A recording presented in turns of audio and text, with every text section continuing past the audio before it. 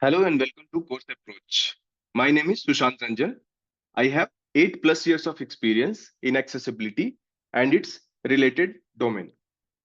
So today I will be talking about accessibility, uh, why it is important, what is digital accessibility, how do we ensure accessibility within the web applications, softwares, and what are the tools that we will be using, what are the laws around the world around accessibility. So all those topics we will be covering today in this session. So let's start. First, coming to definition of accessibility. So accessibility in general means designing products, devices, services, or environments so that they are usable by people with a wide range of abilities and disabilities. So here we are talking about universal access. So you created or you developed a product that is accessible to everyone. That is the meaning here. So why we are doing that? What is the goal? To ensure equal access and opportunity to everyone, regardless of ability. So different people will interact with your product or services differently because everyone have different range of abilities or disabilities. So based on that, we have to think when we are developing any product, when we are providing any service, then we have to think that it should be accessible to each and every individual, regardless of their ability or disability, if any. So example areas can be, you can make your web applications accessible, you can make mobile apps accessible, you can make the public spaces accessible, you can make the vehicles accessible, you can make the smart devices accessible, you can make the buildings accessible, you can make the documents also accessible. So let's take example of curb cuts. That is a real world example. So originally, if you see this curb cut, that was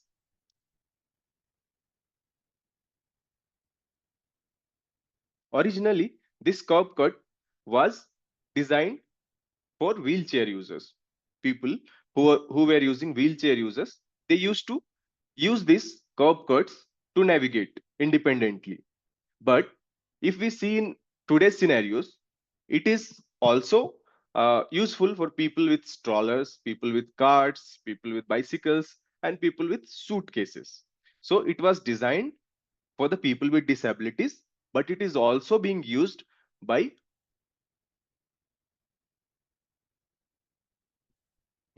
different individuals who are not having any kind of disabilities. So that is the message here, that accessibility improvements often help everyone, not just people with disabilities. Similarly, we can take example of captions. So basically, captions were included within the video. Let's say example of any OTT platform like Netflix. So basically, it was included for people who cannot hear. So audio content they were not able to hear. So the captions were included along with the video so that they can understand the video along with the captions because they cannot hear. But in today's scenario, if we'll see, we all use captions in one or the other form. So if we don't understand the language of the video, we turn on the captions. If we are in a noisy place, we can just turn on the captions to understand the video because the audio will not be audible properly. Similarly, if we are in very quiet place, then we can mute the audio and we can just understand the video by the captions. So in many scenarios, we see that the innovations that were designed or developed for the person with disabilities, that is being useful for each and every individual. Other person can also get benefit from that.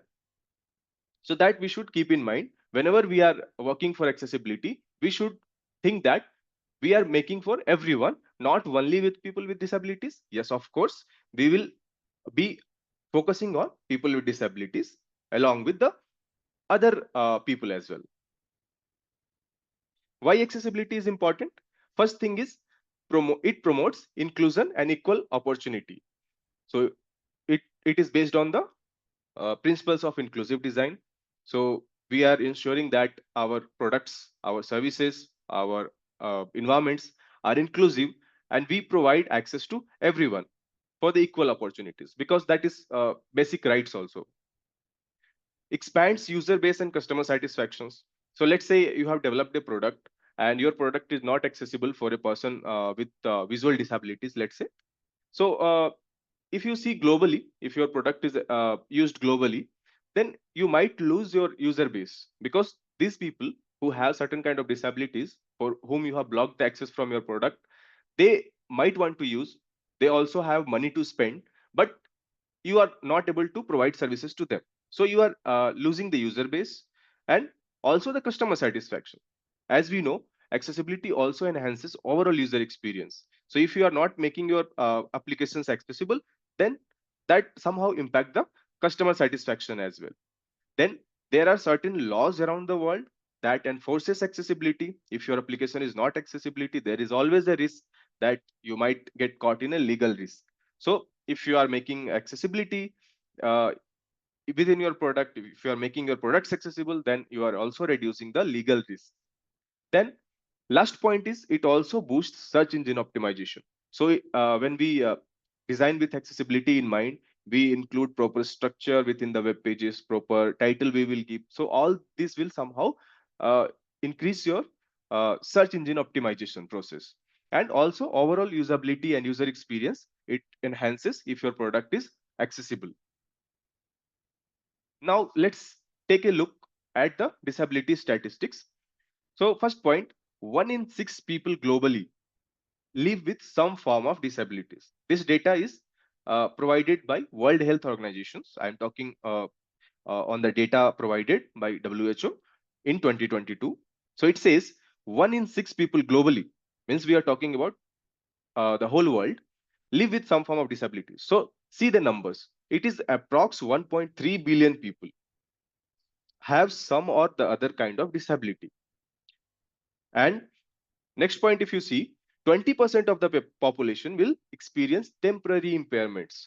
So whenever we think about accessibility, we only see that person who is having disabilities, let's say from the birth or to a that they have permanent disabilities. But also we have to think that some people can get the temporary impairments. Temporary impairments can be due to any injury, accidents, surgery, or any kind of illness conditions. Also, uh, with the aging, as the person grows old, then they will lose some of the capabilities. Maybe it's related to vision, maybe it's related to the motor abilities and all those things. So we also have to think that number. So 20% of the population will experience some kind of temporary impairments. So that is also an important point. Now, when we talk about accessibility, the what are the types of disability that we will be looking at? So first will be visual disabilities. That includes blindness, low vision, then color blindness, etc. Then next is hearing disabilities. So person who cannot hear at all, or person who are hard of hearing. Then we will talk about motor disabilities, the person who have limited mobility or maybe a complete loss of mobility due to paralysis, etc.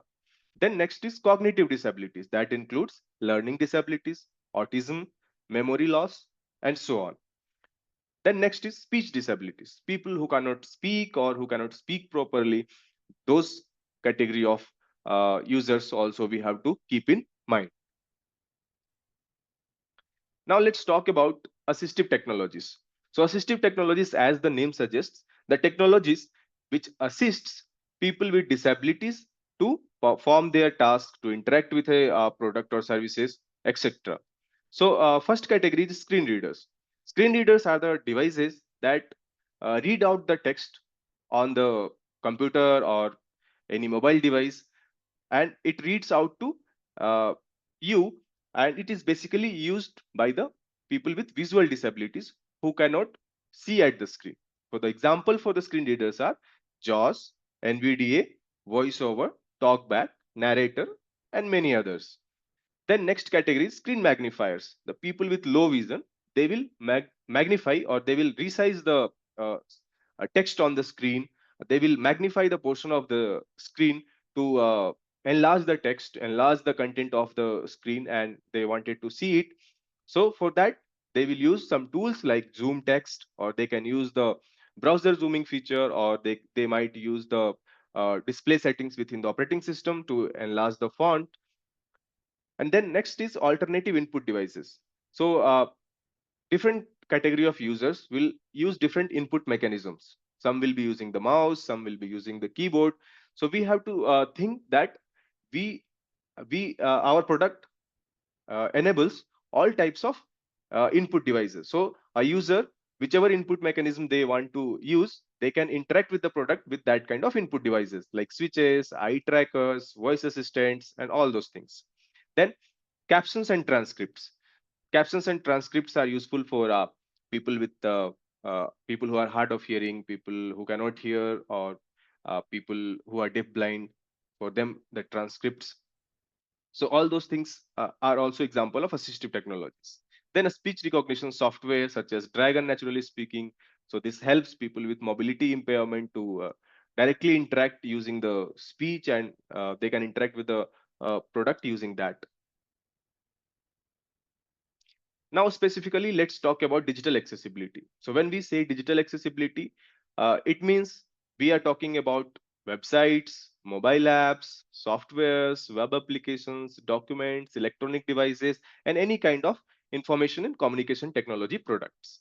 So we ensure that uh, the products, the digital products that we are designing or developing, that has that is accessible to everyone, including people with disabilities. Specifically, making websites, mobile apps, software, and documents usable for people with disabilities, which includes and not limited to keyboard navigation, means supporting keyboard navigation, screen reader compatibility, providing good color contrast within the application, providing text alternatives for images and media. So these are the examples how you make the applications or the digital interfaces accessible to people with disabilities. Now, next topic is laws around accessibilities. So there are different laws around the world. Let's talk about some important laws. So first, talking about United States. So it has two laws around accessibility. First is Americans with Disabilities Act, which is a civil rights law, which also enforces digital accessibilities, which also includes the issue, any complaint related to website accessibility, app accessibility, and so on. Then next is Section 508, Rehabilitation Act. That is a procurement law. So if any organization, any company wants to do business with federal government, they have to ensure that whatever products they are procuring, that is accessible to the person with disabilities. Then in Europe, there is a law called EN 301549. This is also a procurement law, and this is applicable for the countries who are under European Union. So now they have also come with European Accessibility Act, which which is an overall law and also includes digital accessibility. Then coming to Canada, Canada has a very important accessibility law that is called Accessibility for Ontarians with Disabilities Act, AODA, that is applicable in many provinces of Canada. In India, similarly, we have Right for Persons with Disability Act 2016, and we have seen the recent cases where under that, uh, Honorable Supreme Court of India has passed some of the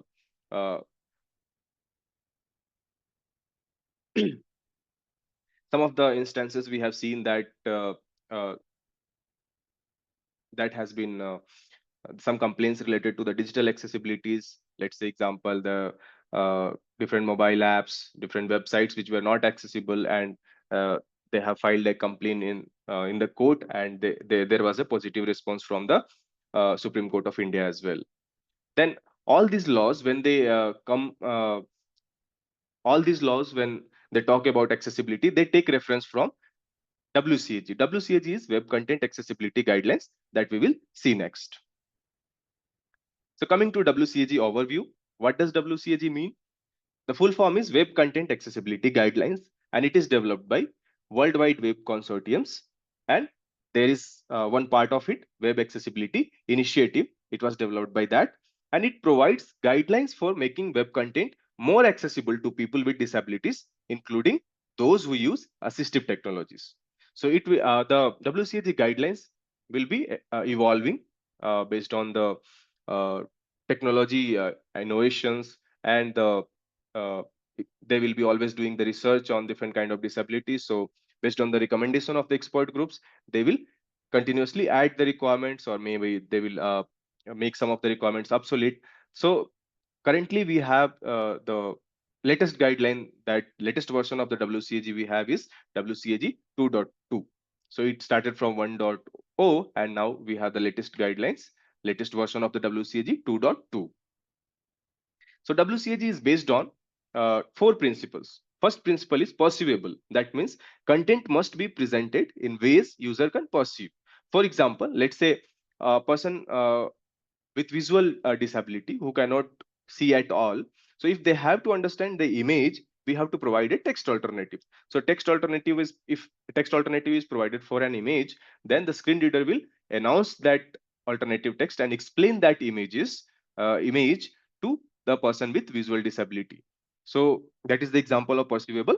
Then next is operable. User must be able to interact with the product or application. So in that case, we have to support all the input mechanism. Let's say some person is not able to use the mouse, then you support the keyboard navigation so that your full application is accessible only using keyboard.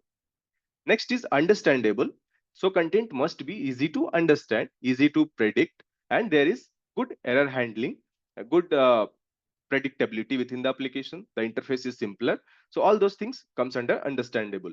Then next is robust. Content must work with current and future technologies. So whatever product you are making, whether it is a web content or any other interfaces that you are developing, that should be compatible with current and future technologies, compatible with assistive technologies, compatible with different browsers, compatible with different devices, and so on. Now coming to WCAG requirement structure. So how it is structured. So first is four principles. Under each principle, there are certain guidelines. Guidelines are high level accessibility goals under each principle.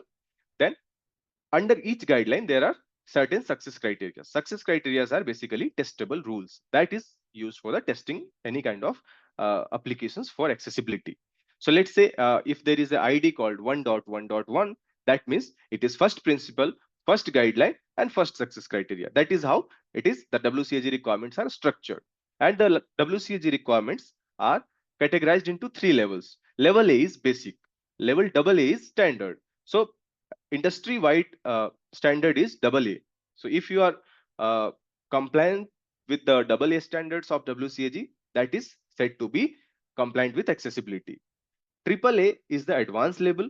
If you are going beyond that certain industry standard, then you can ensure more usability and better and accessible, more accessible user experience for the users. Now, how can we ensure that accessibility is taken care in each phase of software lifecycle development? So in planning phase, include accessibility in user stories and requirements. Similarly, in design phase, when you are designing the interface in tools like Figma or something, so use accessible colors, use define proper labels, ensure the focus order is defined, and take care at the design stage itself, you take care of certain things so that in development it is developed as per the specification which is provided at the design phase, keeping accessibility in mind. At the development phase, implement semantic HTML, ARIA, and support keyboard accessibility. Then at the testing phase, manual and automated testing can be performed to find out the accessibility bugs and it can be fixed. At the release, include accessibility conformance report or VPAT. VPAT is a document that will overall show the compliance level of your product for accessibility. Then next is maintenance. So fix accessibility bugs like any other bugs. So during the maintenance phase, if you have any backlog for accessibility, then fix it like any other functional or security bugs. Now coming to accessibility testing in specific. So when we do accessibility testing, we do manual testing. Under manual testing, we use keyboard, screen reader, color contrast checkers, and some other mechanism to test the WCAG requirements manually for any kind of interface. Then automated testing also, there are certain automated tools which we can use. Basically, that will be useful for the designers because whatever the issues that we catch through those automated tools are basically the programmatic errors, which can be, if it is used at the unit testing stage or the development stage itself, that can be resolved at the very early stage in the software development. Then next is user testing. So in user testing, we involve user with disabilities to uncover real world issues. So uh, a tester can also test, but if you get your application tested with person with disabilities, they can uh, uncover some of the real world issues that they are facing. So it will be more kind of realistic. Then test areas. So whenever we talk about scope of the accessibility testing, so we have to see what interface you are testing. Let's say if you are testing a simple website, then you will check for the forms are accessible or not, keyboard focus is managed properly or not. So the for the customized elements, the aria roles are provided properly, the alt text is provided for the images, and headings, page title, the error messages, everything we will be testing in the web applications. Then assistive technologies and tools for accessibility testing. So what are the assistive technologies for testing? So first is screen readers like NVDA, JAWS, VoiceOver. And if you are using in mobile devices, if you are testing in mobile devices, then there will be TalkBack as a screen reader in Android device and VoiceOver screen reader in iOS device. We can also use screen magnifier like Zoom Text, and then we have to perform keyboard only testing also to ensure that your application, your interface is completely accessible using keyboard alone. Then we also use some testing tools like some browser extension like X, Wave, Lighthouse, then color contrast tools, then various bookmarklets also we will use like text spacing, then minimum target size, then there are certain automation tools as well like PA11Y, then Xcode, Tenon, and many others. Then we have PDF tools. If you want to test accessibility in PDF, then we have Pack 3, Common Look, etc. So now coming to summary. So what we have seen in this session is accessibility ensures digital equality. It benefits everyone and not just people with disabilities. There are many legal requirements and ethical responsibilities associated with accessibility. So we have to handle accessibility with care. Involve accessibility throughout the software lifecycle. So we have seen that how we can involve accessibility as a topic at various phases of the software lifecycle development so that we can make an accessible product from the scratch. Use assistive technologies and tools to test and improve accessibility. So how we do the accessibility testing, we have seen the different assistive technologies and tools that we use to test the accessibility for any product or interface. So this is how together we can create an inclusive digital experiences by making the products accessible, making the web applications accessible, making the mobile apps accessible, making the buildings accessible, making the different public accommodations accessible. So yeah, these are the topics that I had to cover in today's session. So if you are looking for live course, check video description and visit our website. Also follow on social media for new course updates. Thank you so much.